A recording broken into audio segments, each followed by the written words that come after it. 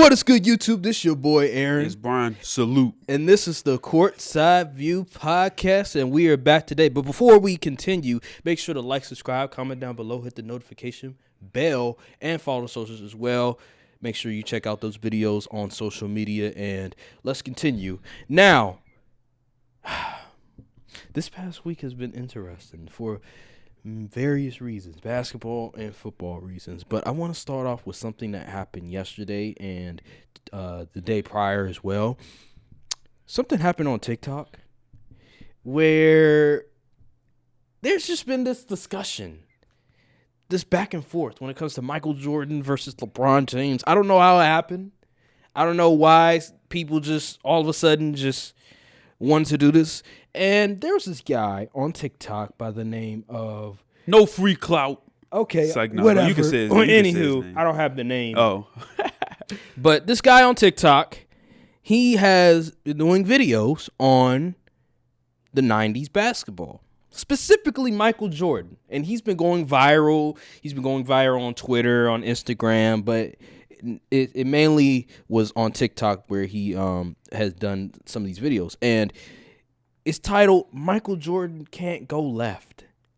And it's a compilation of just Michael Jordan not being able to dribble left, not being able to finish with his left hand. And so this just started just exploding on social media. There's been a lot of conversations about Michael Jordan and LeBron James and, Michael Jordan, he wouldn't dominate this era because he can't go left and all this other stuff. You've had a lot to say about this topic. I just want to get your reaction to the videos and the conversations. First and foremost. Jesus. This is, I don't know where this comes. I think people just bored and these I don't want to sound like the old man yelling at clouds here, but these youngins don't really know what's really going on. You mean to tell me Michael Jordan played over a decade in the league with no left hand? When there's highlights. You can literally go on YouTube and look at highlights of him finishing with his left hand, doing changes with the left hand, going left and finishing left. Like, I'm confused. What? He showed a game, I believe, of the Lakers versus the Bulls finals, game 1. And I seen I forgot, is it Chilltown? Something like that. The old head talking about they play in 9 days and all that stuff. Like this is exactly, you know what's gonna be funny?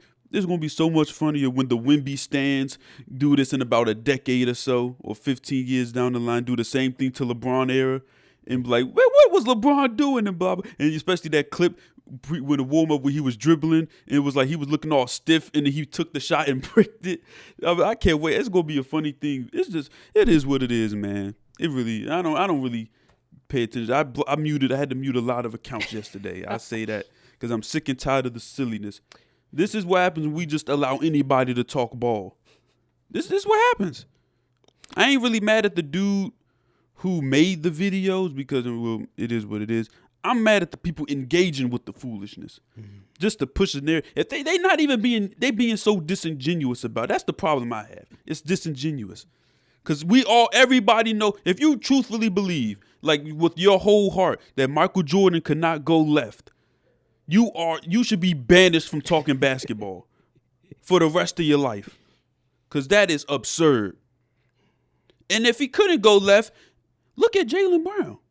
Didn't he just had like 40 points against the Nuggets or something crazy? Mm-hmm.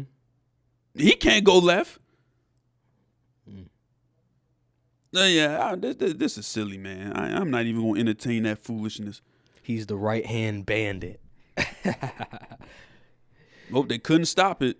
And it wasn't like, and then people was like, it was the night, but he literally played in the 2000s, was averaging, before he got hurt, he was averaging almost 23. Mm-hmm. And like 40. Mm-hmm. So I'm confused.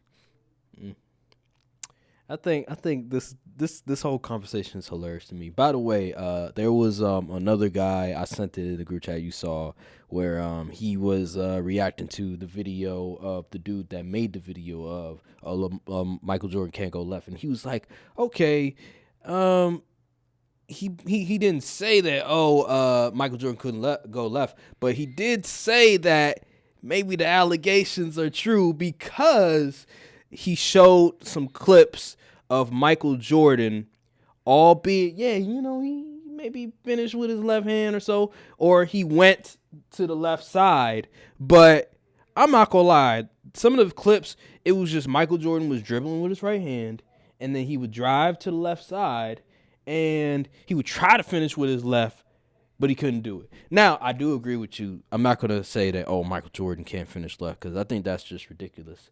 And but I do think it's funny though, because on one hand, you could say, well, let's just say Michael Jordan couldn't finish with his left.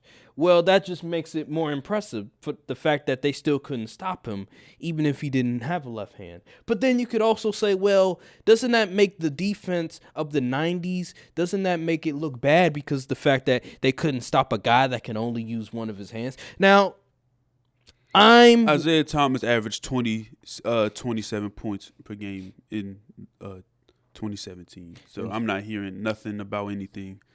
I'm just at the end of the day, I think Michael Jordan's the GOAT. I think Michael Jordan, for his era, he was dominant for a reason. There's a reason Kobe, he was literally, I think he talked to I remember Shannon Sharp on Club Shay Shay, one of the guys he interviewed, talked about how Kobe had like highlights of Michael Jordan going left, Michael Jordan going right, Michael Jordan defending players left, defending players right. Like, Kobe Bryant was studying Michael Jordan for a reason.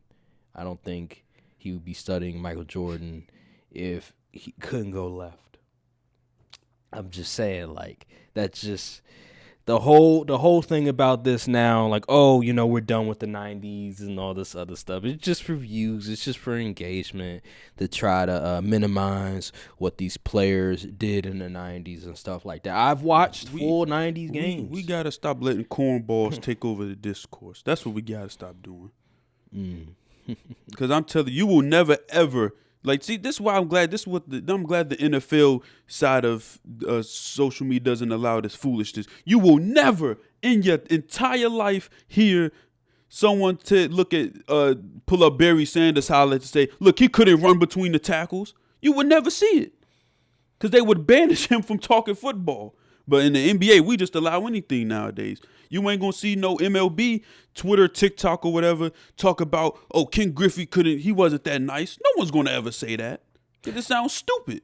Maybe part of the reason why that isn't the case is because when it comes to football discourse and MLB discourse, a lot of the people that are talking football and talking about that era, they don't try to paint this guy as this like godlike figure, like he can never be touched or something like a Michael Jordan. Because I look at Michael Jordan and the way that the media talked about him back in the day and even now, it is like he's just untouchable. Like he was this unstoppable phenom. And I'm just like, the way that you look at football, they don't necessarily do that.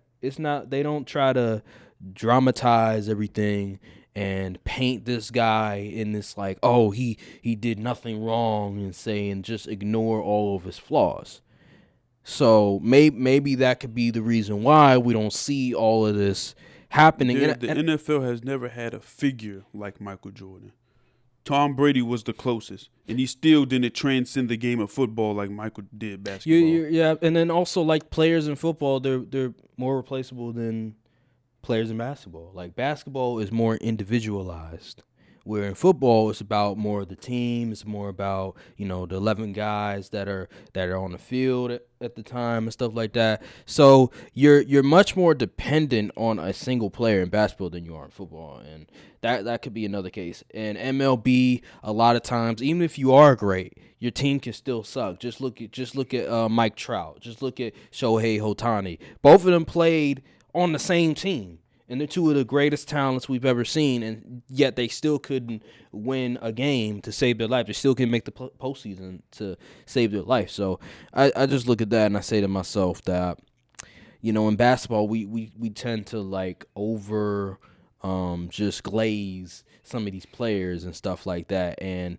the lore behind it, we make it more so about, it's like WWE almost, where it's like it's more so the storyline, it's more so the character itself rather than their game and studying their game. And I think with Michael Jordan and with LeBron James, we tend to do that a lot, and we get these sort of discourses, this sort of arguments, and all of a sudden you see TikTok videos like this come out. I mean, like, he has stats that's still in the most skilled era ever, where we ain't playing no type of defense. They still haven't been broken. Why hasn't no one scored more than 63 in the playoff game? Why hasn't anyone broke the points per game average for the playoffs?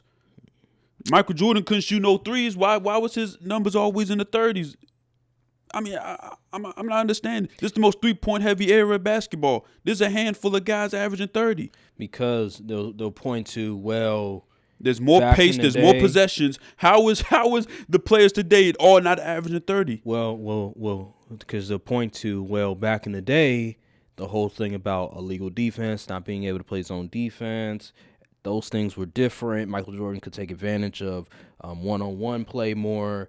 That they use that as an argument again, for LeBron James, because they say, well, Michael Jordan didn't have to worry about zone defense and stuff like that. The defense, he can go one-on-one on one side of the court, while LeBron James, he's probably going to get double teamed if he tries to do something like that, or they're going to put their best defender on LeBron James. While in Michael Jordan's era, like, you look at, like, John Starks is guarding him. Like 6'1" John Starks is guarding him. Like, he's having dudes where you look at it, it's like, really? Like, you're gonna put him on Michael Jordan? Like, are you being for real? And so you could say that, but me personally, I'm not gonna try to minimize what Michael Jordan did in this era, because, like you said, when he was 40 on the Wizards, he dropped like 50 something on the Hornets. And that in that era, people talk very glowingly about that era and stuff like that. And that was before they pretty much eliminated hand checking and stuff like that. Because you got to remember, like, after they eliminated hand checking, which I think it was maybe 2003, maybe 2004 or 5, whatever.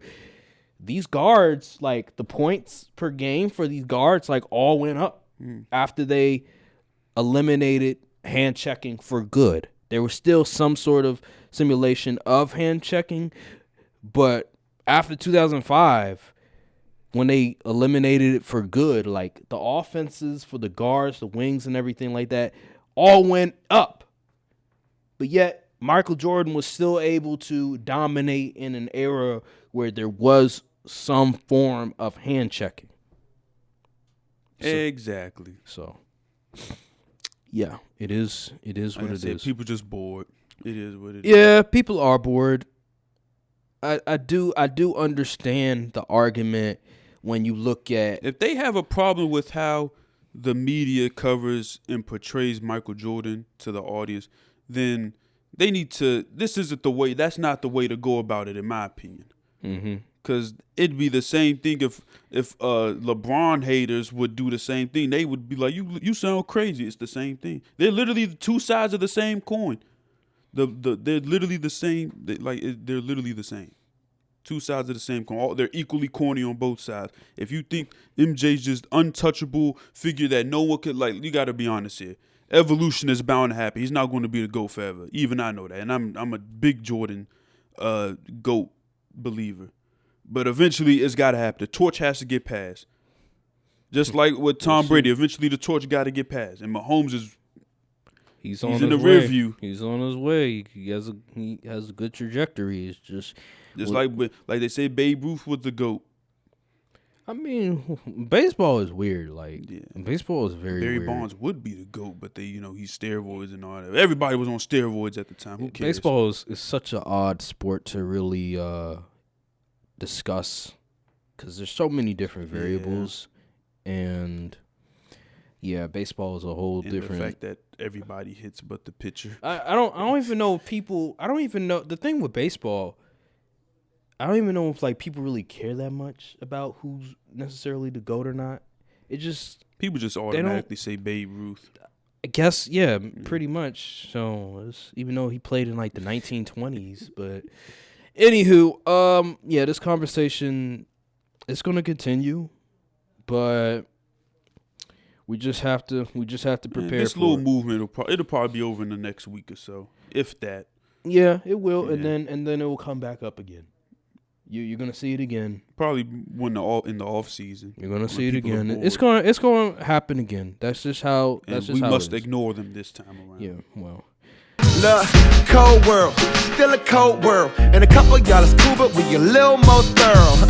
Whole time, a little more girls. You know I spit that sick shit and it's still no cure. Hold up, loud packs.